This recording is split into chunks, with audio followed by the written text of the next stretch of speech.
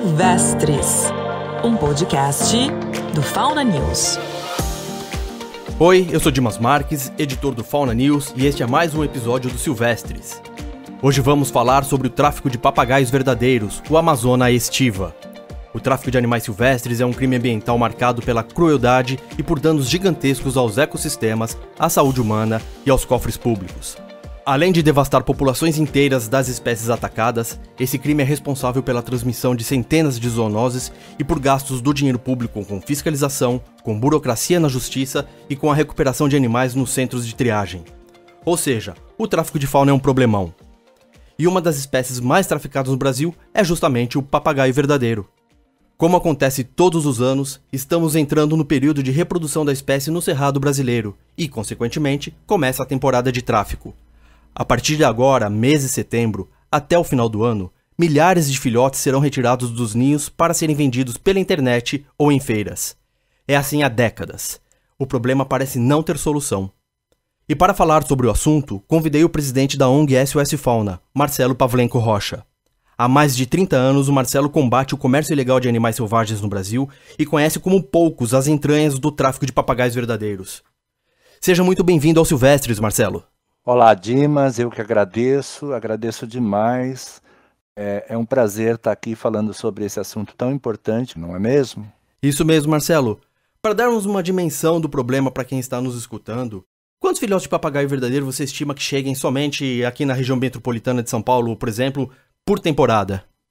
Para falar sobre a quantidade estimada que chega de filhotes de papagaio verdadeiro de Amazona Estiva, capital paulista e os 38 municípios da região metropolitana, a gente há alguns anos tem realizado alguns estudos em cima disso. Nós vemos muitas informações na internet, não sobre o estado de São Paulo ou região metropolitana, mas sobre a quantidade de animais silvestres que são retirados todos os anos da natureza, e números até que parecem conduzir a uma precisão.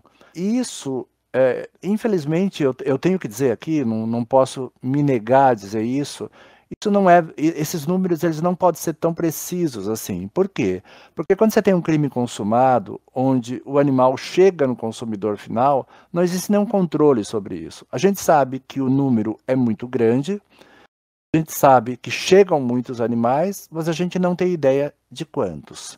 Mas em relação aos filhotes de papagaio na região metropolitana de São Paulo, os 37 municípios mais um, a gente colocou uma média de 5 traficantes por cada município dos 37. E para a capital paulista, que é o mais um, que é o maior de todos, a gente colocou uma média de 50 traficantes para a capital todinha, que é um número muito baixo, a gente está nivelando muito por baixo. A gente chegaria a um volume de 235 traficantes atuando nessa região, dentre os períodos de meados de setembro, onde a gente está agora, até início de novembro, né? Para a gente jogar ainda muito por baixo mesmo, a gente jogou que cada traficante comercializaria em média de 50 filhotes. Nesse número, a gente já chega a 11.750 filhotes só nessa região. A gente ainda não está contando Jundiaí, que tem um tráfico intenso, toda a Baixada Santista, Campinas, Americana, São José dos Campos, Atibaia. Então, a coisa ela é muito maior do que a gente imagina. Então, a gente chegou nessa estimativa de 11, 12 mil filhotes somente aqui em cima disso. E isso efetivamente acontece. Inclusive, os papagaios verdadeiros sempre se encontram entre as espécies com maior quantidade de animais apreendidos pelos órgãos de fiscalização, seja com os traficantes ou seja em cativeiro ilegal nas casas das pessoas. Pensando em Brasil, quais são as regiões onde mais se coletam papagaios verdadeiros, os filhotes de papagaios verdadeiros, e para onde vão todas essas aves? A gente tem feito um estudo no último ano. Infelizmente aconteceu uma grande apreensão em 22 de outubro do ano passado, na cidade de Araripina, no Pernambuco, de um lote de papagaios que estava vindo do Maranhão com destino à feira de Caruaru, né, no Pernambuco. A gente começou a mergulhar um pouco mais a fundo nisso e nós nos surpreendemos a dimensão, a quantidade de filhotes de papagaios e também araras retirados daquela região. de Balsas, no Maranhão, de Benedito Leite, de São Domingos do Azeitão, a quantidade é muito grande, muito mais que 12 mil filhotes somente naquela região. E com destino às capitais principais, para onde esses filhotes vão, Fortaleza, Teresina,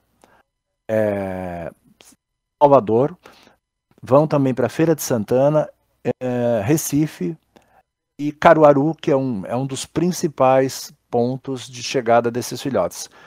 Então a gente tem muito bicho, muito bicho. Hoje, se você falar em nível Brasil, olha, eu te falaria com absoluta tranquilidade, por ano, muito tranquilo, mais 50, 60 mil filhotes. É um absurdo isso aí, Marcelo. E pelo que a gente está conversando aqui, por esse contexto todo que a gente nós estamos montando aqui, me parece que a gente tem um problema relativo à eficiência dos órgãos de fiscalização, como o IBAMA e as polícias estaduais. Como é que você avalia a fiscalização contra esse crime especificamente? Olha, Dimas, quem tem se mostrado nos últimos anos mais eficaz a fiscalização no que diz respeito à interceptação de carga desses bichos tem sido a Polícia Rodoviária Federal em nível Brasil. Mas até o instante zero da apreensão. Depois do instante zero da apreensão, não tem como o policial rodoviário federal, por maior que seja a equipe, cuidar dos bichos e apresentar a ocorrência. São duas coisas absolutamente distintas e que ambas têm que ser feitas, né? E não tem, incrivelmente, não existe em nenhum estado brasileiro, absolutamente nenhum, nem no estado de São Paulo, que é o estado mais rico da União, não existe uma equipe técnica das secretarias de Estado de Meio Ambiente, ou mesmo do IBAMA, dê suporte imediato, 24 horas por dia, 7 dias por semana, à autoridade que, porventura, se deparar com uma situação dessa. Em função disso, infelizmente, você tem taxas de óbitos violentas depois da apreensão, né? E não antes, porque você sabe que a minha linha de pensamento, como é que já é, eu pela convivência em todos esses anos, afirmo categoricamente, traficante não deixa bicho morrer, né? Então o bicho não morre na mão de traficante, morre depois de apreendido, né? E a gente está muito longe ainda de chegar no estado de regular em relação a isso. Perfeito. Essa sua observação nos coloca no momento da apreensão, da ação do órgão fiscalizador, seja a polícia, seja o IBAMA, seja lá quem for, para depois. Para a gente pensar como evitar que se chegue a essa situação. O que deve ser feito para reduzir o tráfico de papagaios? Vamos falar até na ideia geral com relação ao tráfico de fauna. Quando a gente teve a mudança da legislação, da antiga Lei 5.197, que era o antigo Código de Caça, que você conseguia efetivamente levar as pessoas presas, para a nova Lei de Crimes Ambientais, começou-se as autoridades de polícia judiciária, todo mundo, se agarrar, no momento da apreensão, apenas ao caput, artigo 29, parágrafo 1º, inciso 3º da Lei de Crimes Ambientais, eles ficavam somente ali, e no artigo 32. Chegava lá embaixo, na hora de finalizar o termo circunstanciado, dava pena superior a 2 anos, né? E o traficante começou sempre a sair rindo da delegacia.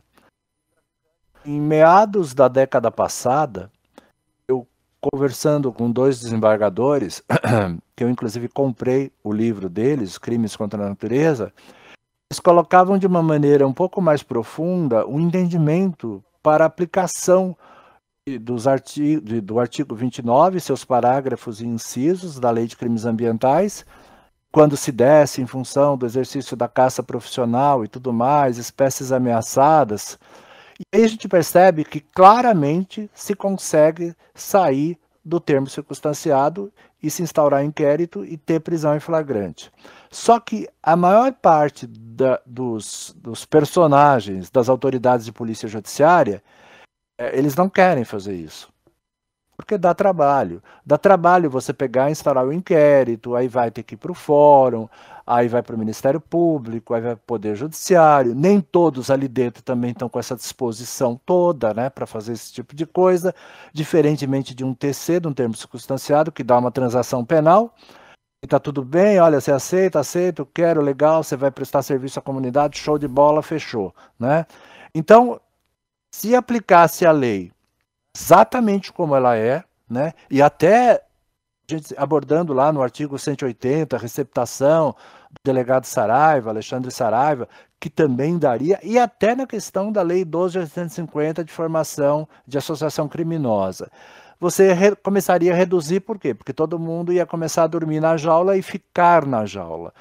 Mas isso é uma questão de iniciativa que falta à autoridade de polícia judiciária e ao próprio Ministério Público e ao próprio Poder Judiciário interessado em todo mundo sentar, conversar e promover isso. Então não precisa de mudança nenhuma na lei. O meu entendimento é esse. Interessante, Marcelo. A gente vai entrar agora, estamos entrando nesse período de tráfico de filhotes, vão ocorrer apreensões, com certeza, e a SOS Fauna está com uma campanha para arrecadar fundos, justamente para atender esses filhotes apreendidos nessa temporada agora de 2022, correto? Como é que é esse trabalho que vocês desenvolvem e como é que as pessoas podem ajudar? A gente está divulgando periodicamente no nosso Instagram, @SOS Fauna, um videozinho bem pequenininho de 20 segundos, onde no final dele tem um QR Code que você pode ler esse QR Code e ajudar através dele, doando o quanto você quiser, R$1, R$2, R$10, quanto você quiser. E a gente está prestando conta também a cada 2, 3 dias em relação ao que a gente está arrecadando e o que a gente está gastando com isso. Até agora a gente não gastou quase nada, né? Só retomando, para você que está me ouvindo, o trabalho que o Marcelo faz é de assistência e de apoio aos órgãos de fiscalização. Quando ele fala de fornecimento de papas, luvas, esse material todo, inclusive de conhecimento, é para as polícias, para os órgãos de fiscalização, para quem estiver no momento da apreensão com esses animais, que é uma emergência e que deve ser dado todo o apoio, porque senão a mortandade é alta. Marcelo, muito obrigado pela sua participação aqui no Silvestres. Torço para que o seu trabalho renda muitos frutos e que a gente tenha um futuro menos doloroso para a fauna com relação quando a gente aborda a questão do tráfico de animais. Mas eu que agradeço a todos os seus ouvintes. Desejo muito sucesso a esse trabalho que você está fazendo. E vamos em frente. Muito obrigado. Estamos chegando ao final de mais um episódio do Silvestres.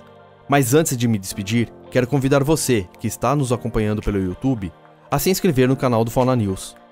Ative também o sininho para receber as novidades e dê um joinha para este episódio. Agora, se você está me escutando em sua plataforma de áudio favorita, por favor, não deixe de nos avaliar. Avaliações positivas ajudam a fazer com que o nosso conteúdo chegue a mais pessoas. Quero destacar também que estamos em período eleitoral e é muito importante que você, eleitor, escolha candidatos realmente comprometidos com o bem-estar e com a conservação dos animais selvagens. E para ajudar você nessa escolha, o Fauna News lançou o movimento Vote por Mim. No site votepormim.com.br, você pode pesquisar o que os candidatos à presidência da República e os candidatos mais bem classificados aos governos dos estados e do Distrito Federal estão propondo ou não para a fauna silvestre. Acesse votepormim.com.br e compartilhe essa iniciativa. Para mais notícias e conteúdo sobre o universo dos animais silvestres, acesse faunanews.com.br. Estamos também nas redes sociais Instagram, Facebook e Twitter, além do canal no YouTube. Quer entrar em contato conosco? Então escreva para silvestres@faunanews.com.br. Silvestres é apresentado por mim, Dimas Marques. Na produção está Williane B. Souza. Na edição e sonorização, Renan Faé.